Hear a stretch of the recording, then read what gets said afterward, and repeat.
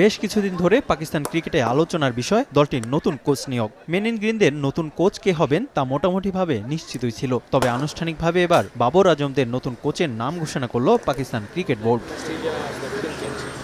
যে দুজনকে নিয়েছিল গুঞ্জন তাদেরকে নিয়োগ দিয়েছে পিসিবি। সাদা বলের প্রধান কোচ হিসেবে নিয়োগ পেয়েছেন দক্ষিণ আফ্রিকার সাবেক ওপেনার গ্যারি কার্স্টেন। এই প্রোটিয়ার হাত ধরেই 2021 আইসিসি বিশ্বকাপ জিতেছিল ভারত। এবার আরও একটি নতুন চ্যালেঞ্জ সাবেক তারকা ওপেনারের সামনে।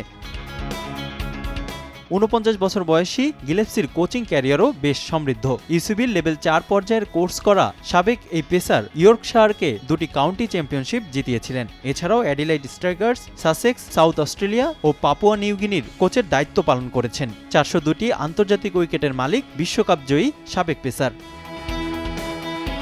একই সঙ্গে অস্ট্রেলিয়ার সাবেক পেসার জেসন গিলেস্পিকে নিয়োগ দেওয়া হয়েছে টেস্ট ফরম্যাটের কোচ হিসেবে। এদিকে সব ফরম্যাটে দুই বিদেশি কোচের জন্য সহকারী কোচ হিসেবে রাখা হয়েছে পাকিস্তানের সাবেক অলরাউন্ডার আজহার মেহমুদকে, যিনি বর্তমানে দলটির অন্তর্বর্তীকালীন কোচের দায়িত্ব পালন করছেন। আগামী 2 বছরের জন্য 3 জনকে নিয়োগ দেওয়ার বিষয়টি সংবাদ সম্মেলনে জানান পিসিবি চেয়ারম্যান মহসিন নাকবি। কেন বিদেশি কোচ নিয়োগ দেওয়া হয়েছে এমন প্রশ্ন উঠলে এর কারণও জানান পিসিবি চেয়ারম্যান।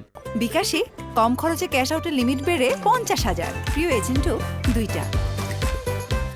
জাতীয় দলের জন্য সবসময় শীর্ষ পর্যায়ের সুযোগ সুবিধা নিশ্চিত করতে চায় পিসিবি। ক্রিকেট বোর্ডের কাজ অর্থ জমা করা নয়, ক্রিকেটের উন্নয়নে আমরা অর্থ কাজে লাগাতে চাই। আমার বিশ্বাস 2 কোচের অভিজ্ঞতায় আমাদের ক্রিকেট দল আরও সমৃদ্ধ হবে। পাকিস্তান জাতীয় দলের পাশাপাশি মেয়েদের জন্য নতুন কোচ নিয়ে আসার কথা জানান পিসিবি বস। এদিকে নতুন দায়িত্ব পেয়ে উচ্ছ্বসিত গ্যারি কার্স্টেন। সাদা বলের ক্রিকেটে পাকিস্তান দলের দায়িত্ব পালন করা সম্মানের। এই সুযোগের জন্য অনেক আগ্রহ নিয়ে অপেক্ষা করছি। সীমিত ওভারের ক্রিকেটে দলে ইতিবাচক অবদানের লক্ষ্য আমার। বর্তমানে গুজরাট টাইটান্সের ব্যাটিং কোচ ও মেন্টর হিসেবে দায়িত্ব পালন করছেন গ্যারি কার্স্টেন। আইপিএল শেষ হলেই পাকিস্তান দলের সঙ্গে যোগ দেবেন তিনি। রিফাতুল ইসলাম মিরন, সময় সংবাদ।